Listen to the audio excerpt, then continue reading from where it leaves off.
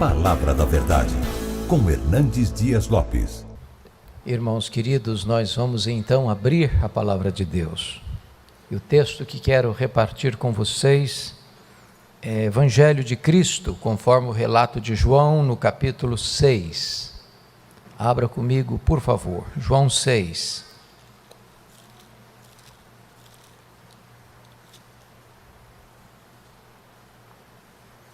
Vamos ler a partir do verso 35 até o verso 40.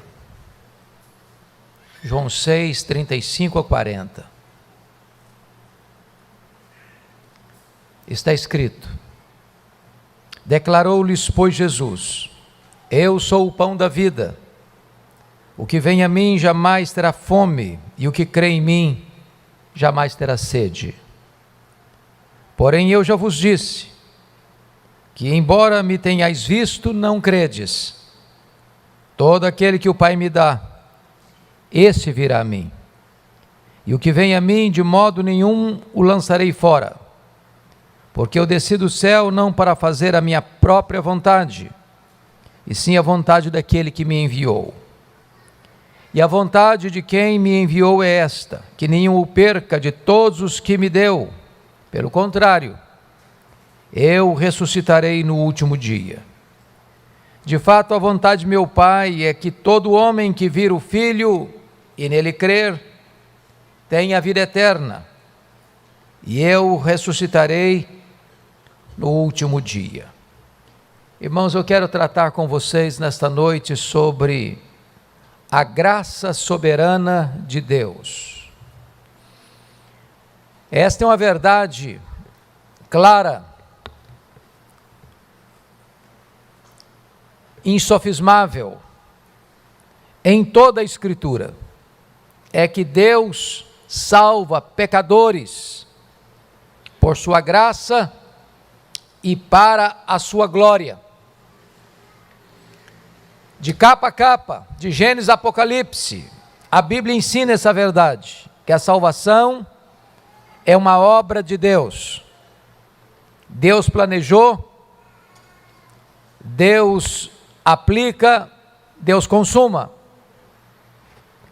Os patriarcas, os profetas, os apóstolos, os pais da igreja, os pré-reformadores, os reformadores, os puritanos, os peregrinos que chegaram à América e fundaram universidades e seminários, os grandes pregadores da história como George Whitefield, Jonathan Edwards, Charles Spurgeon, Mark Lloyd Jones, creram e pregaram sobre a soberana graça de Deus. Os grandes avivalistas e os grandes missionários que desbravaram campos pregaram a soberana graça de Deus.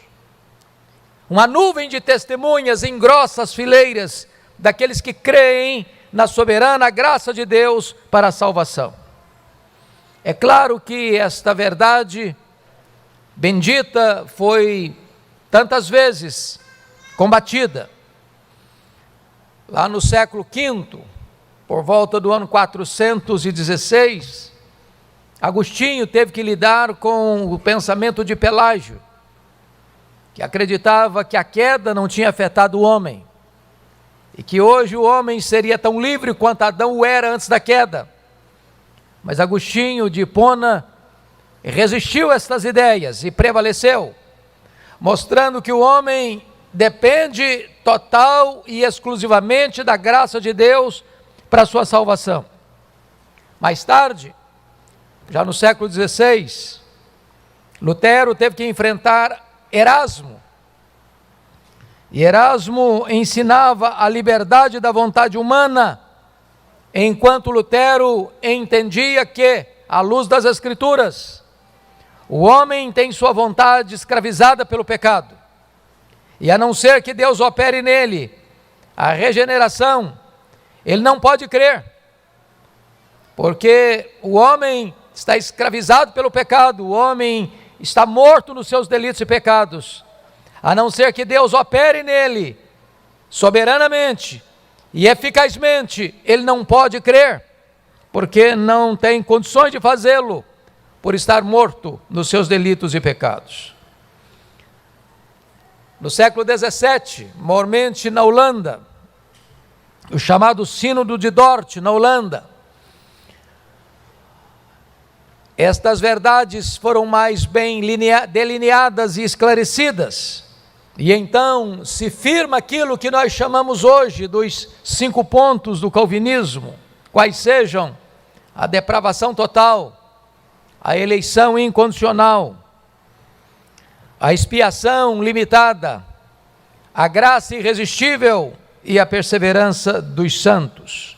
Hoje talvez muito se fala na questão sinergista ou monergista, em outras palavras. Como é que o homem é salvo? Ele é salvo pelas obras? Como é que o homem é salvo? O homem é salvo pela fé mais as obras? Ou o homem é salvo exclusivamente pela graça, mediante a fé para as boas obras? Então a verdade bíblica, irmãos, clara e eloquente, é que a salvação é uma obra exclusiva de Deus, ou seja, o monergismo é obra exclusiva de Deus. É Deus quem escolhe, é Deus quem chama, é Deus quem regenera, é Deus quem justifica, é Deus quem santifica, é Deus quem glorifica. A salvação é uma obra exclusiva de Deus, para que a glória pertença exclusivamente a Deus. Então, eu gostaria hoje de olhar para esta passagem e ver nela com eloquência esta verdade gloriosa da soberana graça de Deus. Se não, vejamos. Vejam comigo, por favor, o versículo 36. Jesus disse: porém eu já vos disse, que embora me tenhais visto, não credes. Vejam vocês que Jesus pontua que naturalmente o homem por si só, ele não tem condições de crer. E os irmãos lá do século XVII na Holanda chamariam isso de depravação total. Esse é um termo teológico, é bem verdade. E esse é um termo que expressa uma verdade bíblica. Qual verdade bíblica? É que o homem, depois da queda, está num estado de depravação total, ou seja, todas as áreas da sua vida foram afetadas. A sua razão, a sua emoção, a sua vontade. A Bíblia diz que o homem é escravo do pecado. A Bíblia diz que o diabo cegou o entendimento dos incrédulos. A Bíblia diz que a inclinação do coração do homem é para o mal, é inimizade contra Deus. A Bíblia diz que o coração do homem é um coração de pedra, insensível. A Bíblia diz que o homem não pode mudar a si mesmo, assim como um leopardo não pode mudar suas manchas, um etíope não pode mudar a cor da sua pele, o homem por si mesmo não pode mudar o seu próprio coração. Ou Deus o muda, ou ele não pode ser mudado. Aliás, a Bíblia diz que o homem está morto nos seus delitos e pecados. E esta é uma linguagem muito forte, porque um morto não tem apetite, um morto não ouve, um morto não sente, um morto não fala, um morto não age, um morto não reage. A menos que seja infundido vida nele, ele não pode fazer escolhas. E Jesus Cristo foi categórico: ninguém pode vir a mim, se o Pai não o trouxer. Ele não pode fazer escolhas porque ele está cego, e quem o cegou é o diabo, cegou o entendimento. Em outras palavras, ele não discerne, ele não compreende as coisas de Deus. A Bíblia diz que o homem não pode escolher a salvação porque ele é escravo, escravo do mundo, escravo da carne, escravo do diabo. A Bíblia diz que não há justo nenhum sequer, porque todos pecaram e destituídos estão da glória de Deus. Desta maneira, meus amados irmãos, é preciso compreender que a queda não foi um mero acidente. O homem não sofreu alguns arranhões. O homem caiu, no sentido pleno da palavra, no estado de depravação e miséria. O homem não pode voltar para Deus por si mesmo. Ele é incapaz. Ele tem cegueira, ele está alienado de Deus, ele está numa morte espiritual, ele é incapaz espiritualmente, ele é escravo do pecado, ele é surdo espiritualmente, e a inclinação do coração dele é para o mal. Compreender isso é importante, para que você não nutra qualquer pensamento de arrogância ou soberba ou vaidade.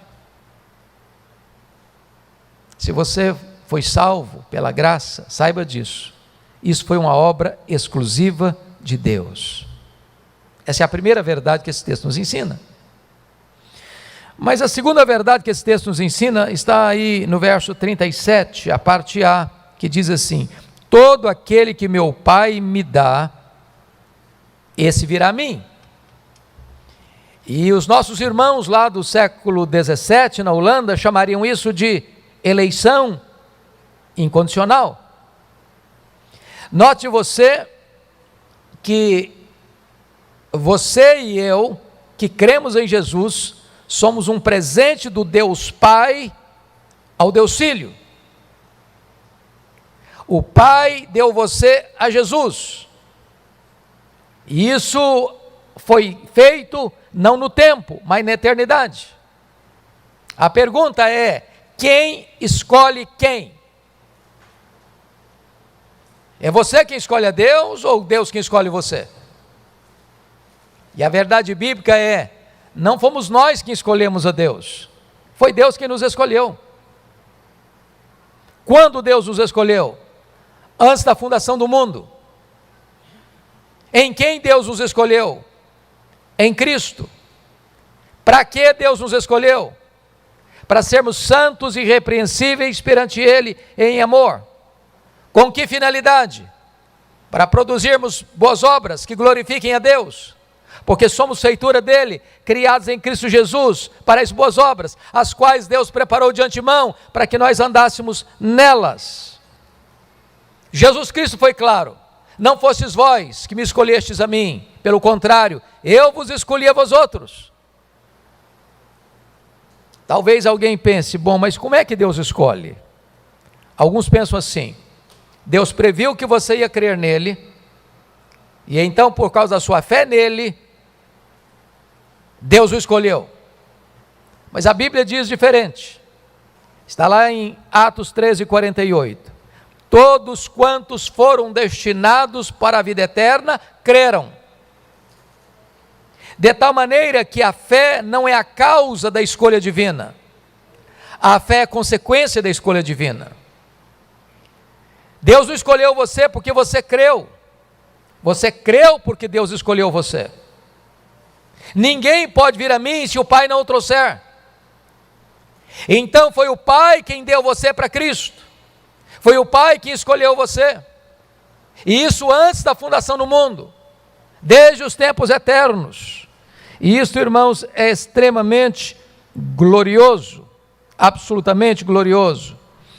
O Senhor dá a vida eterna a todos aqueles que o Pai lhe deu.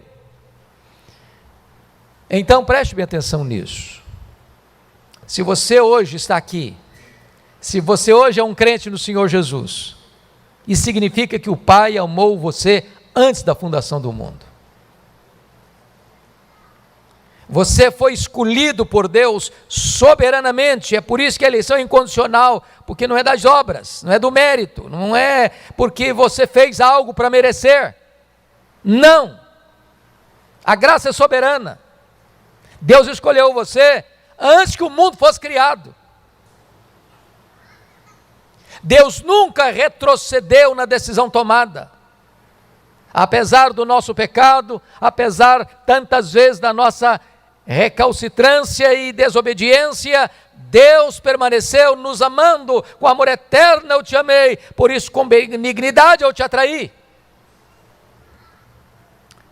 Mas vem agora a terceira verdade, versículo 37 e 40, Todo aquele que meu Pai me dá, esse virá a mim, e o que vem a mim de modo nenhum eu lançarei fora. Verso 40, de fato, a vontade de meu Pai é que todo que vir o Filho e nele crer, tenha vida eterna, e eu o ressuscitarei no último dia. Os irmãos do século XVII na Holanda chamariam isso de expiação limitada, porque notem vocês, de que maneira Jesus nos dá a vida eterna? Foi um ato soberano dele lá no céu? Foi uma decisão apenas por decreto? Porque vejam vocês, que a Bíblia diz que o salário do pecado é a morte. E a Bíblia diz mais, Deus não inocentará o culpado. E a Bíblia diz mais, a alma que pecar, essa morrerá. E a Bíblia diz que Deus há de julgar a todos, grandes e pequenos. Já estabeleceu um dia, já estabeleceu o juiz, já estabeleceu a forma, vai ser com justiça. E a Bíblia diz que não há justo nenhum sequer. E a Bíblia diz que todos pecaram e destituídos estão da glória de Deus. E a Bíblia diz que nós vamos ter que comparecer perante o juízo divino para prestar contas da nossa vida. E a Bíblia diz que nós pecamos por palavras, nós pecamos por obras, nós pecamos por omissão, nós pecamos por pensamentos e desejos. Quando os livros forem abertos, certamente, todos nós, em todos esses quesitos, seremos considerados culpados, culpados, culpados, culpados. Por isso diz a Bíblia, que mediante as obras ninguém pode ser justificado diante de Deus, porque requeriria o julgamento divino justo, que o pecado seja exemplarmente condenado. Então, era necessário que para nossa salvação, sendo Deus justo, os nossos pecados fossem punidos. O que Deus fez? Deus enviou o seu Filho, o seu único Filho, como nosso fiador, como nosso representante, como nosso substituto. E quando Jesus Cristo foi à cruz, diz a Escritura, que Deus lança sobre ele a iniquidade de todos nós. Diz a Escritura que ele foi carregando sobre o seu corpo no madeiro os nossos pecados. Diz a Bíblia que ele foi feito pecado por nós, e que ele morreu pelos nossos pecados, segundo as Escrituras. Diz a Bíblia que ele foi feito maldição por nós. Diz a Bíblia que agradou ao Pai moê-lo naquela cruz. Diz a Bíblia que pelas suas pisaduras nós fomos sarados.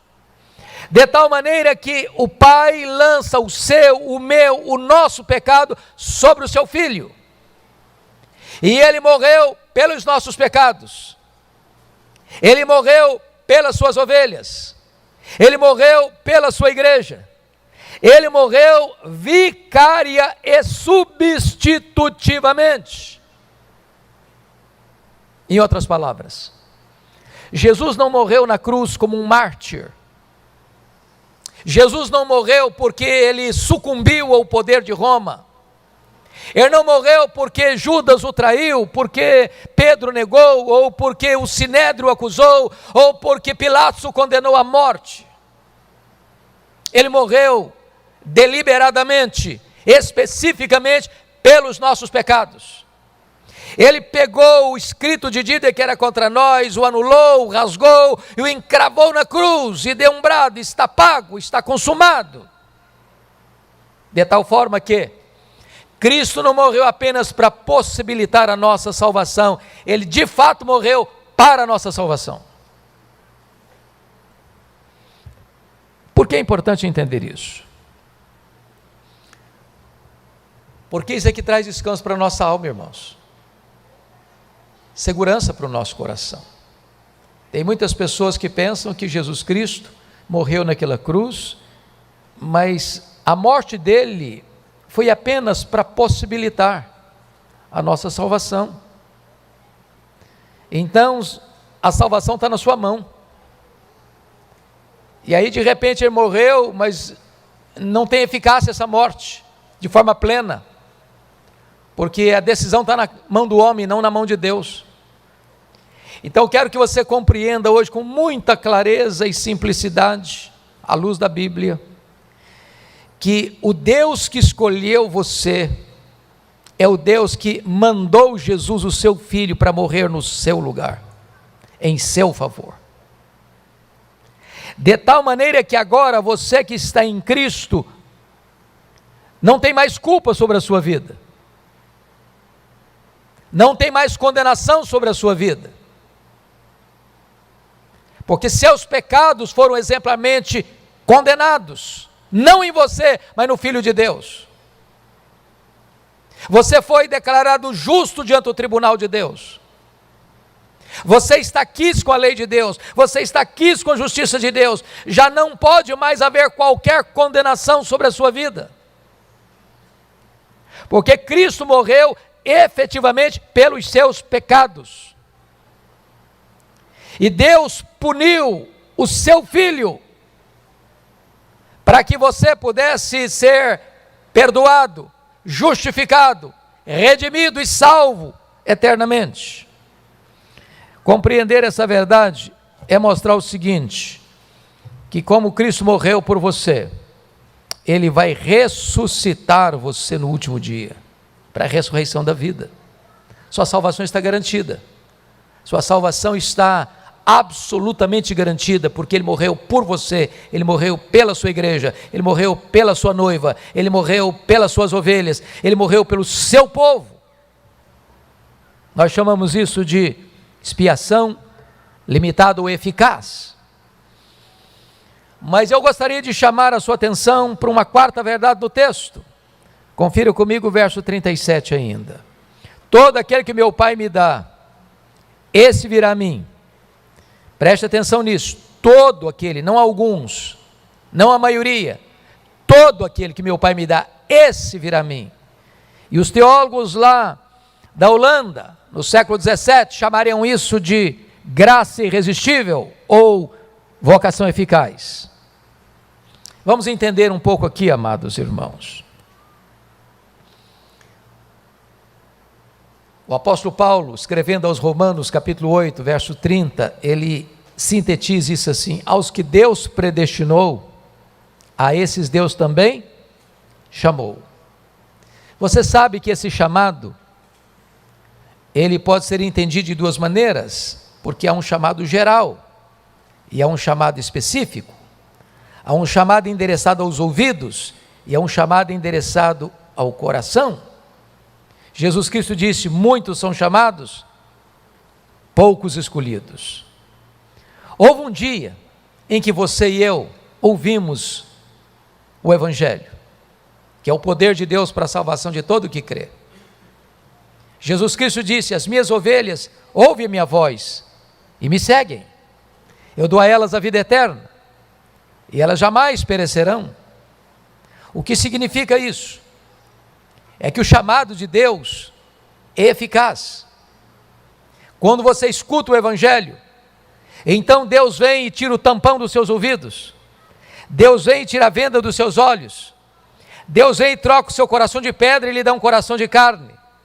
Deus vem e gera você de novo e regenera você para uma nova vida. Deus lhe dá o arrependimento, Deus lhe dá a fé salvadora, e aí você atende ao chamado do Evangelho. Nós chamamos isso de graça irresistível. Eu acho isso tão lindo, porque Deus faz isso de maneiras tão distintas com cada pessoa. E se você pudesse ouvir hoje os testemunhos de conversão que nós temos aqui, nós ouviríamos notícias tão lindas. Eu tenho um colega de turma no seminário, que a conversão dele aconteceu numa madrugada, e ele estava numa boate, ele estava drogado, ele estava bêbado, ele voltava para sua casa de madrugada, e ao voltar para casa, ele encontra um folheto sujo, rasgado no chão, e ele pega o folheto, e ali tem uma mensagem do Evangelho, e ele bêbado, drogado, ao ler aquela mensagem, coração dele foi tocado, a vida dele foi transformada, e ele chega em casa regenerado, porque o Deus que chama poderosamente, eficazmente. Todo aquele que meu Pai me dá, ou me deu, esse virá a mim. Eu estava ouvindo o testemunho de um dos maiores criminosos deste país, que no ano de 1989, juntamente com mais 7 outros criminosos, assaltaram a agência do Banco Itaú, na Grande São Paulo. E este homem, um assassino cruel, uma criança no colo da mãe, começa a chorar. E ele mandou que a mãe fizesse a criança calar-se. E a criança continuou chorando. E ele, com a metralhadora na mão, fuzilou a mãe e a criança. A menina chamava-se Talita. E em rede nacional de televisão, o marido, agora viúvo, o pai, agora enlutado pela sua única filha, assassinada, era crente no Senhor Jesus Cristo. E aquele homem disse para o Brasil inteiro ouvir: eu perdoo o assassino da minha mulher e da minha filha. Ele cometeu essa barbárie porque ele não conhecia o Deus que eu conheço. E mais do que isso ele fez. Daqueles 7 criminosos, 5 foram mortos naquele mesmo dia pela polícia. 2 sobreviveram, inclusive ele. O nome dele na época era Paulinho Bang Bang, filho de uma família de classe média do interior de São Paulo. Se envolveu com drogas e com crime. Mas aquele homem crente manda um mensageiro evangelista lá na cadeia para levar uma Bíblia para o Paulinho Bang Bang, para falar de Jesus para ele. E quando o evangelista está falando de Jesus para ele lá na prisão, Paulinho Bang Bang pega um punhal que tinha feito lá dentro da cadeia, para enterrar o punhal no peito do evangelista.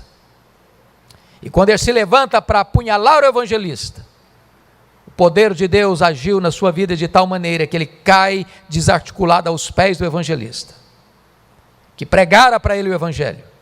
E quando ele se levanta, era uma nova criatura. Jesus mudou o coração dele. Jesus transformou a vida dele. E um dia eu estava aqui numa das emissoras de televisão da nossa capital, para uma entrevista, e havia um senhor muito elegante, muito bem vestido, aguardando comigo para ser entrevistado, e eu não sabia quem era, e era exatamente Paulinho Bang Bang, agora um ministro do Evangelho, porque Deus chama, e Ele é poderoso, Ele é poderoso. Já contei esse fato aqui, a igreja já conhece, muitos conhecem, talvez muitos visitantes, eu vou repetir esse fato. Eu estava numa segunda-feira, aqui no gabinete pastoral, quando entra um senhor no meu gabinete, bateu a porta e disse: eu posso falar com o senhor? Eu disse: claro. Ele me disse: eu estive aqui ontem à noite, no domingo à noite, participando do culto, vindo ao culto. Eu disse: que bom que o senhor veio, o senhor é bem-vindo aqui. E ele me disse: mas eu não vim participar do culto, eu vim roubar um carro. Os carros ficavam ali na frente do templo, e ele disse que enquanto ele olhava os carros para ver que carro ele levava, uma música brota do templo, e ele lá fora escutou a música, e foi atraído irresistivelmente para entrar, e do jeito que ele estava com seu revólver 38 na cintura, ele entrou aqui, e quando ele entrou aqui, a palavra de Deus foi tão forte no coração dele, que ele caiu em si, em lágrimas, tomado de convicção de pecado, arrependido, e ele voltou para casa chorando. A sua esposa lhe perguntou: o que aconteceu com você? Alguém machucou você? Ele disse: não, mulher, o homem que você conhecia morreu, eu sou a nova criatura, Jesus mudou a minha vida. E eu conheço esse irmão querido, que de vez em quando eu cruzo com ele aqui em Vitória, firmado na graça de Deus. Sabe por quê, irmãos? porque o Deus que elege é o Deus que chama.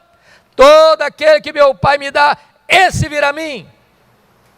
Algumas pessoas acordam de madrugada, desesperadas, pensando em suicídio, e ligam o seu rádio, ou ligam a sua televisão, ou pegam um versículo da Bíblia, e ali o Espírito Santo toca o seu coração, e ele é convertido. Sabe por quê? Porque a graça é irresistível. Que coisa linda, que coisa maravilhosa, que aos que Deus predestinou, a esses Deus também chamou. Mas, meus amados, eu quero concluir. E quero conduzir vocês, por gentileza, ao verso 37 ainda. Vamos juntos ler esse versículo? A igreja em voz alta comigo. Todo aquele que o meu Pai me dá, esse virá a mim. E o que vem a mim, de modo nenhum o lançarei fora. De modo nenhum eu o lançarei fora.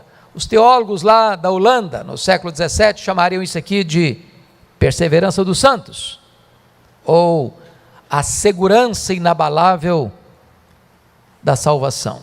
Irmãos, esta é uma coisa tão linda na Bíblia. Há muitos crentes que, embora sinceros e salvos pela graça, não desfrutam desta bênção, da certeza da vida eterna. Alguns que dizem assim, bom, mas nós não podemos ter essa certeza. Há outros que dizem, bom, mas é uma espécie de arrogância espiritual você afirmar que pode ter certeza da sua salvação. Mas eu pergunto a vocês, há alguma arrogância em você crer no que Jesus disse? Seria isso arrogância? Quem está dizendo isso não sou eu, não são os pastores da igreja, não é um concílio da igreja, não é uma denominação religiosa. Quem está dizendo que você pode ter certeza da sua salvação é a Bíblia, é o Senhor Jesus. Todo aquele que meu Pai me dá, esse virá a mim, e o que vem a mim, de maneira nenhuma eu lançarei fora. Notem vocês o verso 39, a vontade de quem me enviou é esta, que nenhum eu perca de todos os que me deu, nenhum eu perca. Pelo contrário, eu ressuscitarei no último dia. Versículo 40, de fato, a vontade de meu Pai é que todo homem que vir o Filho e nele crer, tenha a vida eterna, e eu restarei no último dia. Então, amados irmãos, nós podemos ter segurança e certeza da vida eterna. Sabe por quê? Porque a salvação é obra de Deus, a perseverança é do próprio Deus. Aquele que começou boa obra em você vai completá-la até o dia de Cristo Jesus. Jesus Cristo disse em João 10, olha comigo por favor, o que está escrito, João capítulo 10. Veja aí, versículos 26 a 28. Mas vós não credes, porque não sois das minhas ovelhas. As minhas ovelhas, agora ele está falando da eleição, as minhas ovelhas ouvem a minha voz, eu as conheço, e elas me seguem. Eu lhes dou a vida eterna, jamais perecerão, e ninguém as arrebatará das minhas mãos. Quem está dizendo isso é o próprio Senhor Jesus. Você é ovelha dele, você crê nele, então você está seguro nas mãos dele. Olha comigo por favor, o que está escrito, lá na primeira carta de João, capítulo 5, versículo 13, será que é possível você ter certeza da sua salvação? Está escrito o seguinte, 1 João 5,13, estas coisas vos escrevi, a fim de saberdes que tendes a vida eterna, a vós outros que credes em o nome do Filho de Deus. Ou seja, você não tem segurança de salvação porque você é líder da igreja, porque você é pastor da igreja, ou presbítero da igreja, ou diácono da igreja, ou professor de escola dominical na igreja. Não, você tem certeza pelo fato de você ter crido em Jesus. Se você creu em Jesus, você deve ter essa certeza. Você não pode viver nessa gangorra espiritual. Estou salvo de manhã, estou perdido à noite. Estou indo para o céu de manhã, indo para o inferno à noite. Não. Se você crê, você tem a vida eterna. Veja comigo que Paulo, ao escrever sua carta aos Romanos, vai dizer o seguinte: aos que Deus predestinou, a esses Deus também chamou. Aos que Deus chamou, a esses Deus também justificou. Aos que Deus justificou, a esses Deus também glorificou. Você sabe que a glorificação se dará na segunda vinda de Cristo. Mas se Deus elegeu você, se Deus chamou você, se Deus justificou você, nos decretos de Deus você já está no céu. Nada pode separar você do amor de Deus. É Deus quem justifica você. Foi Cristo Jesus quem morreu por você. Ele ressuscitou, Ele está à destra de Deus, Ele intercede por você. Nenhuma circunstância da vida pode separar você do amor de Deus. Paulo chegou a dizer isso: eu estou bem certo que nem a morte, nem a vida, nem anjos, nem principados, nem poderes, nem altura, nem profundidade, nem qualquer outra criatura poderá separar você do amor de Deus, que está em Cristo Jesus nosso Senhor.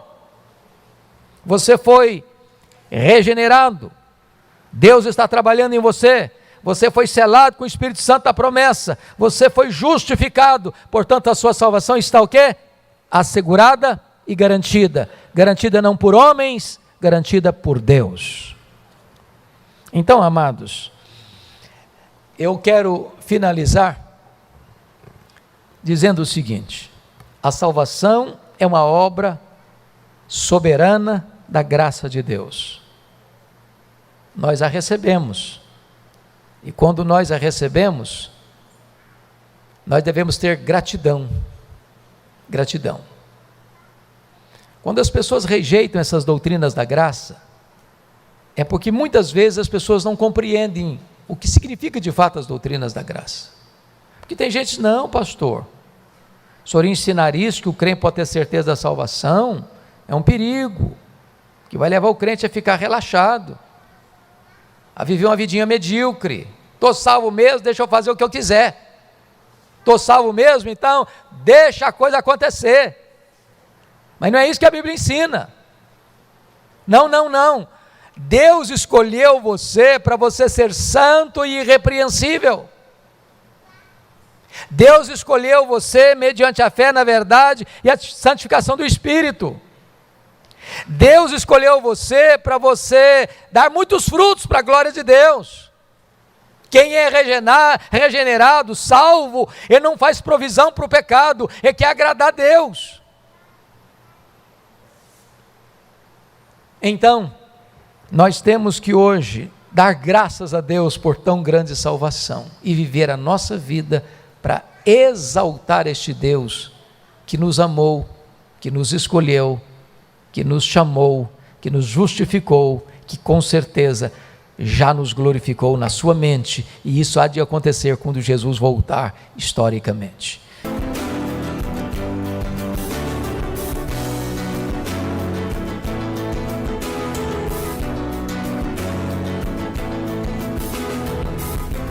Palavra da Verdade, com Hernandes Dias Lopes.